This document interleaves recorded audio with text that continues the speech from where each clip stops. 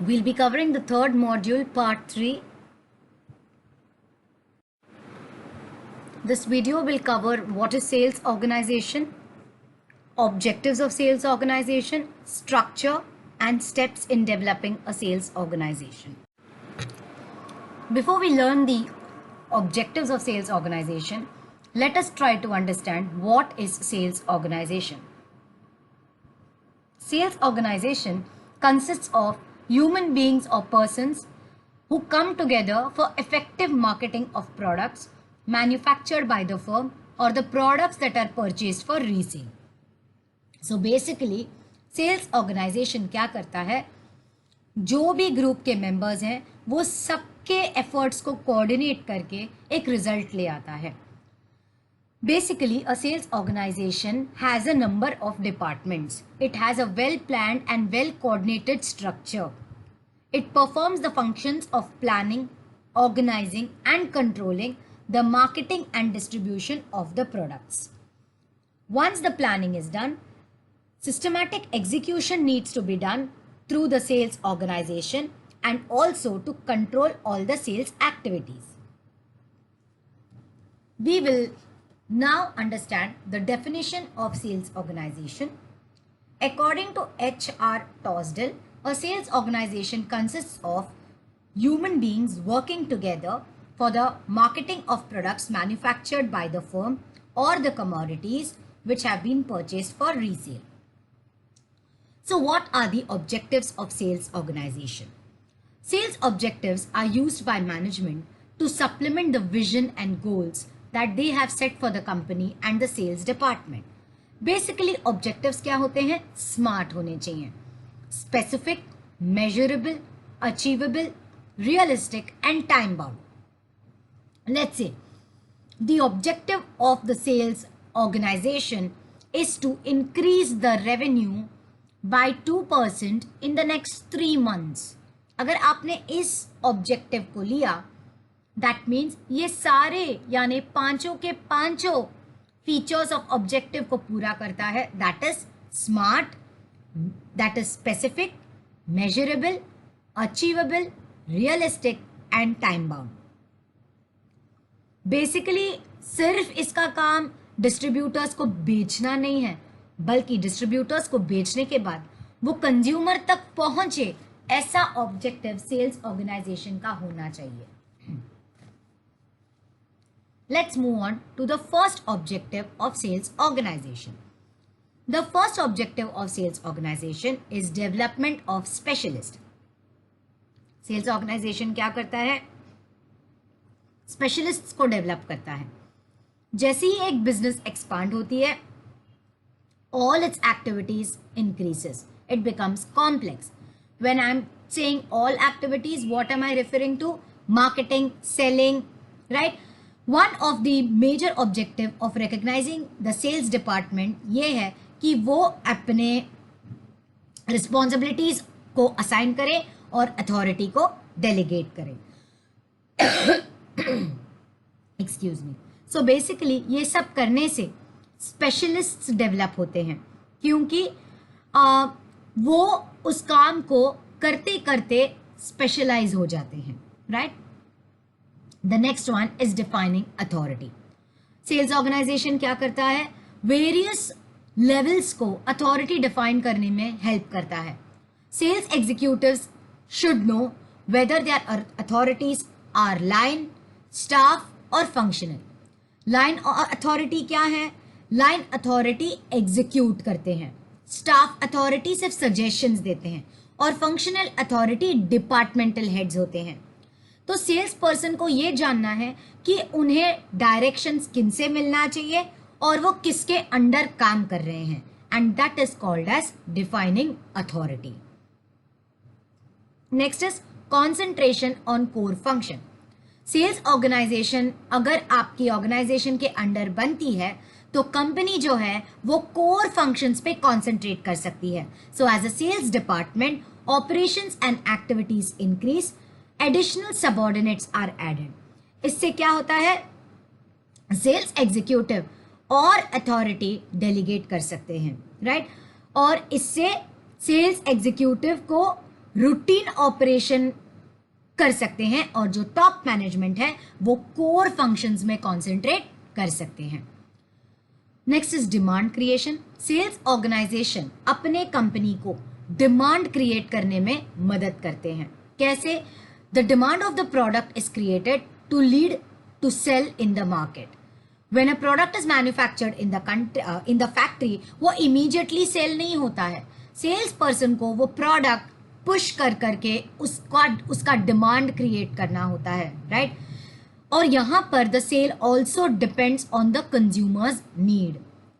इससे कंपनी भी क्या करती है? एडवर्टाइजमेंट के जरिए, सेलिंग स्किल्स के जरिए डिमांड क्रिएट करते हैं। Another objective of the sales organization is to fulfill the received order. Why this is an important function of sales organization? Because the salesperson has to answer all the queries of the customer, order receive करना, एक product बनाना अपने demand of the consumers के हिसाब से, right? After the product is dispatched, as per the expectations of the consumers, बाद में ही हम ये कह सकते हैं कि वो ऑर्डर फुलफिल हुआ है। तो ये एक और ऑब्जेक्टिव है सेल्स ऑर्गेनाइजेशन का कि आप अपने ऑर्डर को फुलफिल करना टाइम पर। Next is credit recovery. Sales organisation एक और ऑब्जेक्टिव के साथ चलती है and that is credit recovery. जब बिजनेस बड़ी हो जाती है तब सारा बिजनेस जो है वो कैश में नहीं होता, जो बल्क सेल्स होती है वो क्रेडिट पे होता है। लेकिन क्रेडिट का क्या प्रॉब्लम है? लोग इमीडिएटली पैसा नहीं देते हैं, इसीलिए उन्हें बाद में ड्यूज रिकवर करना पड़ता है। तो सेल्स पर्सन को बहुत ज़्यादा काम आता है इन क्रेडिट रिकवरी, क्योंकि इट्स नॉट ईजी। लोग आसानी से पैसा नहीं देते हैं, लेकिन फिर भी उसको बिजनेस बरकरार रखना है, right? So sales organization has to prepare strategies towards credit recovery. So now a sales organization has different levels of sales people. They have people at the top level, at the middle level, at the bottom level, है ना? So what happens in this? They have to perform all the HR functions like selection, like training, like motivating, monitoring, controlling. They have to make an investment. They have to consider their employees as assets of the company, right? Next one is personnel. I covered personnel management. Next one is lead conversion. Sales organization क्या करते हैं? Lead conversion में मदद करते हैं, यानी वो consumer के नीड्स और प्रोडक्ट की जो एक्सपेक्टेशन है वो गैप को पूरा करने में हेल्प करते हैं, right? It tries to bridge the gap between the customer's needs and the product. So what is the job of the sales organization? It's to close the deal by introducing further information and help the customer in buying decision. Lead conversion मतलब एक prospective buyer आपके पास आया है, आपको उसको prospect से actual customer convert करना है, right? That is one of the objectives. और सिर्फ कन्वर्ट नहीं करना है, आपको उसे रिटेन करके रखना है। So a lot of activity related to follow-ups, retention through sales, after sales calls, continuous meeting, building relations, all this is covered under lead conversion. The next one is customer retention. What is customer retention? Why customer retention is important? Retain करना मतलब अपने पास बरकरार रखना। आपके आजकल competition बहुत बढ़ गया है। अगर हमको एक प्रोडक्ट पसंद नहीं आता, हम झट से उसे छोड़कर दूसरे कॉम्पिटिटर के पास चले जाते हैं। आज कस्टमर्स के पास बहुत ज़्यादा ऑप्शन हैं, इसीलिए टू रिटेन कस्टमर और वो आपसे बार बार रिपीट परचेज करे और वो दूसरों को भी आपके ब्रांड या प्रोडक्ट के बारे में रेकमेंड करें, ये ध्यान रखना सेल्स ऑर्गेनाइजेशन का काम है। This can be only done through maintaining long-term relationships by the salesman, ताकि वो effectively अपने relation maintain करके अच्छा feedback लेकर वो word of mouth के जरिए आपका sales और grow हो सकता है। And of course, sales organization का एक और objective है growth of the business. So when the sales organization is successful in converting a prospective customer into a actual customer, and also successful in maintaining trust and loyalty of the customers, what happens? The customers make repeat purchases. We all know the influence of digital media today, and because of the reach and power of the digital media, customers can give your company's reference online and वो chain बनता जाता है. ये तभी होगा जब आप successful रहें अपने कस्टमर को रिटेन करने के लिए. So one of the objectives of sales organization is also growth of the business. These were the objectives of sales organization: development of specialists, defining authority, concentrating on core functions, creation of demand, fulfillment of received order, credit delivery, HR management, that is personnel management, lead conversion, prospective buyer to actual buyer, retaining the customer, and growing of the business. Let us now understand the various structures of sales organization. The basic and the most common form of sales organization structure in which a sales department is divided is on the basis of geography or territory. What is geography? On the basis of area. Okay, so each salesperson has to develop some familiarity. वो उस जगह से वाकिफ होने चाहिए. So ताकि वो उस पर्टिकुलर जोग्राफिकल एरिया के कस्टमर्स के साथ अपने रैपो और लोकल बिजनेसेस को बिल्ड कर सके. बेसिकली वहाँ के कई सारे रीजनल कॉम्पिटिटर्स रहेंगे, वो सारी चीज़ों का ध्यान उनको रखना पड़ता है. So it's very easy to एक जोग्राफिकल एरिया को अगर एक सेल्स टीम को हमने असाइन किया तो उन्होंने उस एरिया में क्या काम किया वो भी हमें एनालाइज करना, इवेल्युएट करना बहुत आसान हो जाएगा. So let's say sales of Mumbai, sales of Gujarat, sales of Thane city. So this is how the sales organization is divided on the basis of geography or territory. The next one is product and service line organization. So this organization structure ये किसके लिए suitable है? जो company multiple products और services के साथ deal करते हैं.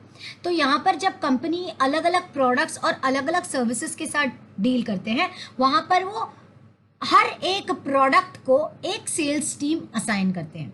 जैसे हिंदुस्तान यूनिलीवर है, हिंदुस्तान यूनिलीवर के कई सारे प्रोडक्ट्स हैं, तो हर एक प्रोडक्ट को वो एक सेल्स टीम ऑर्गेनाइज करेंगे और वो सेल्स टीम उस पर्टिकुलर प्रोडक्ट को बेचने के लिए अपनी जिम्मेदारी उठाएगी. Right. So the third one is customer or account size organization.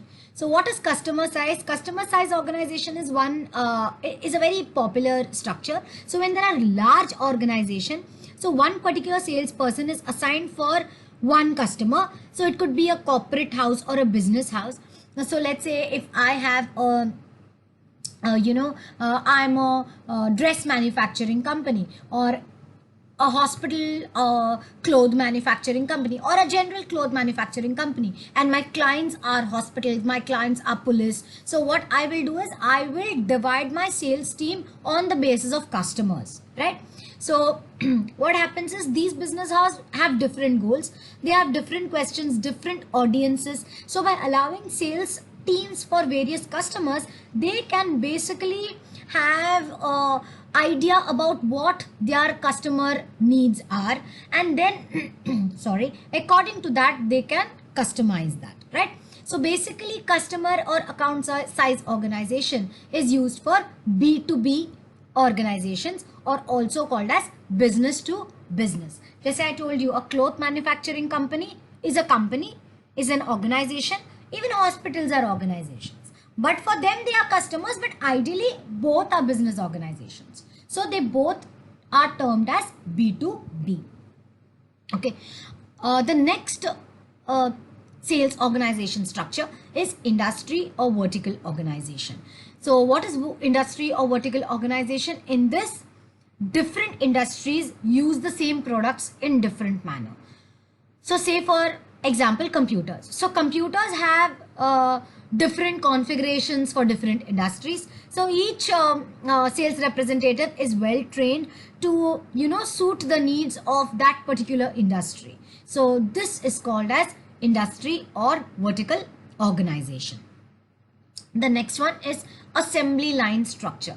Assembly line structure is named for its linear structure and the specialized services that divides the sales process of an organization. Now there are 4 steps. It's the lead generation team, then the sales development team, then the account executive team, and the customer support team. So what does the lead generation team do? The lead generation team tries to approach prospective clients, gathers information, उसके needs के बारे में जानते हैं, data को organise करके देते हैं टीम को, एंड प्रोस्पेक्ट्स को ढूंढ के देते हैं. अब जैसे ही वो प्रोस्पेक्ट्स मिलते हैं सेल्स डेवलपमेंट टीम को, ये फॉरवर्ड हो जाता है. सेल्स डेवलपमेंट टीम क्या करते हैं, उसके ऊपर वो प्रेजेंटेशंस बनाते हैं. सेल्स डेवलपमेंट टीम सिर्फ क्वालिफाइड लीड्स को अकाउंट्स टीम को सेंड करते हैं. तो सेल्स डेवलपमेंट टीम क्या करता है, लीड जनरेशन टीम से जो भी लीड्स मिली है उसके ऊपर और रिसर्च करते हैं और बाद में उसको छांट कर अकाउंट्स एग्जीक्यूटिव टीम को सौंपते हैं. तो अकाउंट एग्जीक्यूटिव टीम्स क्लोजर्स हैं. क्लोजर्स मतलब वो क्वालिफाइड लीड्स को परस्यू करते हैं सेल के लिए. अब प्रोडक्ट के डेमोन्स्ट्रेशंस, उनके क्वेश्चंस, प्रोस्पेक्ट्स के क्वेश्चंस, उनके डाउट्स, उनके ऑब्जेक्शंस, ये सारी चीज़ें वो देखते हैं. एंड लास्ट में कस्टमर सर्विसेज टीम क्या करता है, वो अपने कस्टमर्स को अपने प्रोडक्ट्स के बारे में एजुकेट करता है और जो भी नई अपॉर्चुनिटीज़ है वो समझाता है और कस्टमर के साथ अच्छे रिलेशनशिप बनाए रखने का काम करता है. So basically assembly line structure is divided into 4 teams, that is lead generation team, sales department team, account executive team and customer service team. Now we talk about the island team. Okay, who are the island? Island gets its name because each sales representative is in their own in the sales process. ठीक है. Unlike the assembly line style, the sales representative is responsible for all the tasks associated with that cycle. तो यहाँ पर क्या होता है assembly line में, assembly line वालों को 4 डिपार्टमेंट में डिवाइड करता है. तो जो लीड जनरेशन टीम है वो अपना काम करता है, सेल्स डिपार्टमेंट टीम है वो अपना काम करता है, अकाउंट एग्जीक्यूटिव टीम है वो अपना काम करता है, कस्टमर सर्विस एग्जीक्यूटिव है वो अपना काम करता है. लेकिन आइलैंड वालों को क्या करना है, right from lead generation, sales department, account executive, customer service, सब कुछ उस पर्टिकुलर जोन में उनको करना है. Right? So when it comes to island sales team structure model, it works for any company and still relies on its founder as the primary salesperson. Additionally, ये क्या करता है, क्या होता है ना, इनके पास ज़्यादा पैसा नहीं होता है तो वो बहुत कम सेल्स रिप्रेजेंटेटिव्स को सिलेक्ट करते हैं अपने सेल्स टीम में. Next is the pod team. Okay, what is the pod team? So if you go to see, the pod team is actually a mix of the assembly line structure and the island team. So the specialization of sales tasks come from the assembly line, but the individual achievement of the pod takes place after the island sales structure. ठीक है, तो it's a combination of the assembly line structure and the island. ये दोनों को जब हम मर्ज करते हैं तो बनता है हमारा पॉड टीम. तो इस स्ट्रक्चर में क्या करते हैं, small groups of sales professionals जो स्पेशलाइज करते हैं अपने अपने प्रोसेस टास्क में, वो उस प्रोसेस को करते हैं और बाद में वो सेल को आगे बढ़ाते हैं. फर्क ये है कि असेंबली लाइन में चारों काम अलग अलग होता है, आइलैंड में सभी लोग सब कुछ करते हैं, लेकिन पॉड टीम में दोनों का मिक्सचर होता है. Right. Next is the decentralised team structure. What is the decentralised team structure? So they have sales team members posted at various locations and at strategic points. Decentralize करना यानी काम को बांटना. It could be regional, it could be statewide, it could be national. Okay, decentralization मतलब हम हर एक sales team को इतना फ्रीडम देते हैं और उनको काम करने का मौका देते हैं. दैट मीन्स जो पावर है वो हम डिसेंट्रलाइज कर देते हैं, राइट. सो वो फ्रीडम एंजॉय करते हैं और वो अपने तरीके से काम करते हैं. Okay. On the other hand, centralised team structure is the opposite of decentralised team structure. यहां पर एक ही ओनर है, एक ही टीम है जो सारी चीजों का डिसीजन लेता है. That means the team owner is very very intimately involve in the decision making. तो यहाँ क्या होता है, सेंट्रलाइज टीम और डिसेंट्रलाइज टीम स्ट्रक्चर में क्या फर्क है? सेंट्रलाइज टीम स्ट्रक्चर और डिसेंट्रलाइज टीम स्ट्रक्चर में ये फर्क है कि डिसेंट्रलाइज टीम स्ट्रक्चर में सभी लोग अपना अपना डिसीजन लेते हैं, लेकिन सेंट्रलाइज टीम स्ट्रक्चर में एक ही डिसीजन होता है जो सभी लोग फॉलो करते हैं. ओके. इससे कंफ्यूजन दूर होता है. Excuse me. And the last one is committee sales organisation. What is committee sales organisation? Now committee is a group of individuals. Okay. So it could be training committee, it could be customer relations committee, it could be purchase committee, committee on new products. तो इस तरीके से sales organisation committee बनाकर वो committee अपने अपने काम को, अपने अपने काम की प्लानिंग करती है, पॉलिसी बनाती है, स्ट्रेटजी बनाती है. जब हम ऑर्गेनाइजेशन को कमिटी में डिवाइड करते हैं, that is called as committee sales organisation. So, what are the various structures of sales organization? The first one is geography or territory organization, product and service line organization, customer or account size organization, industry or vertical organization, assembly line structure, the island, the pod, decentralized team structure, centralized team structure, and committee sales organization. As we all know that sales organization is an organization where all the individuals work together for marketing of products and goods and services. So how can a sales organization be developed? There are 5 steps in developing a sales organization. The first step is to define the objective. The second step is to determine the necessary activities. The third step is to group those activities into jobs. The fourth step is to assign personnel to positions. The fifth step is to provide for coordination and control. So what is the first step of defining objectives? So the first step में ये है कि sales department अपने objectives को list करेगा, define करेगा. यहाँ पर टॉप मैनेजमेंट जो है अपनी लॉन्ग टर्म ऑब्जेक्टिव्स कंपनी के लिए फॉर्म करते हैं. उस ऑर्गेनाइजेशनल ऑब्जेक्टिव्स को ध्यान में रखते हुए सेल्स डिपार्टमेंट को अपने ऑब्जेक्टिव्स बनाने हैं. So the top management may want the firm not only to survive but to achieve industry leadership.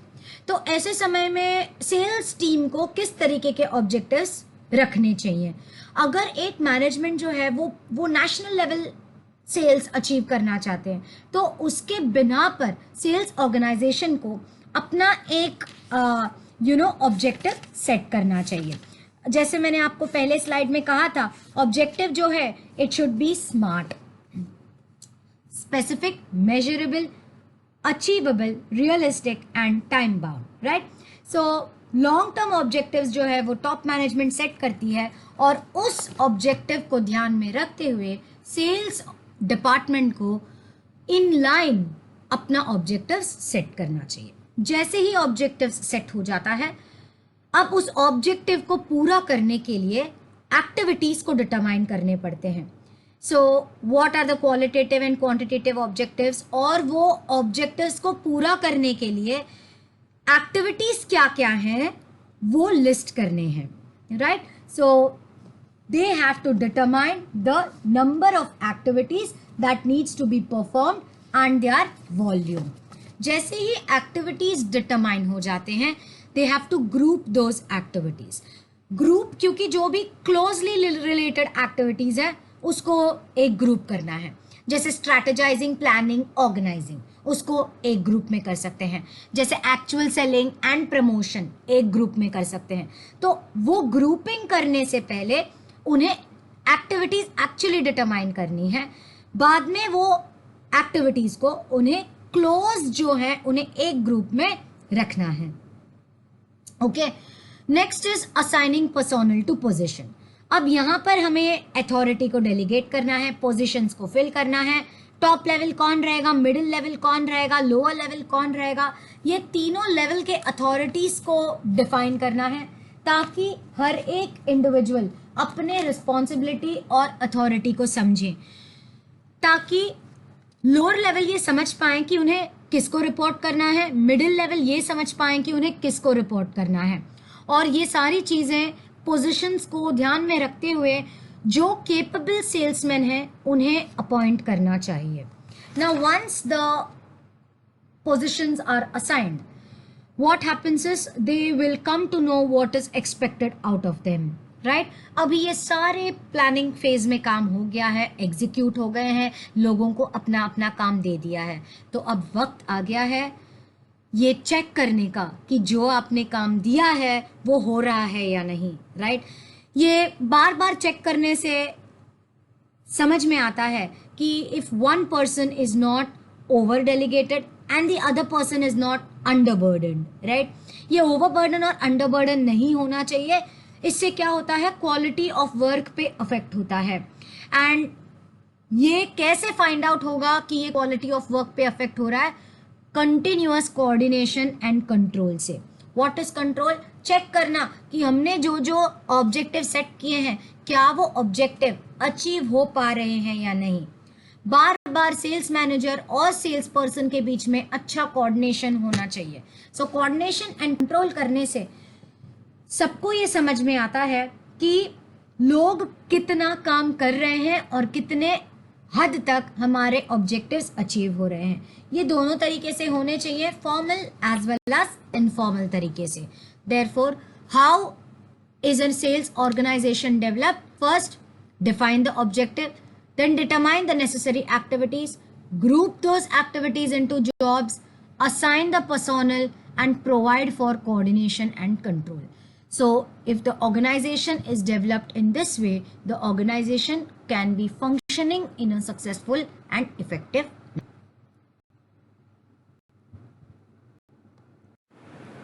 Well, these were the references used.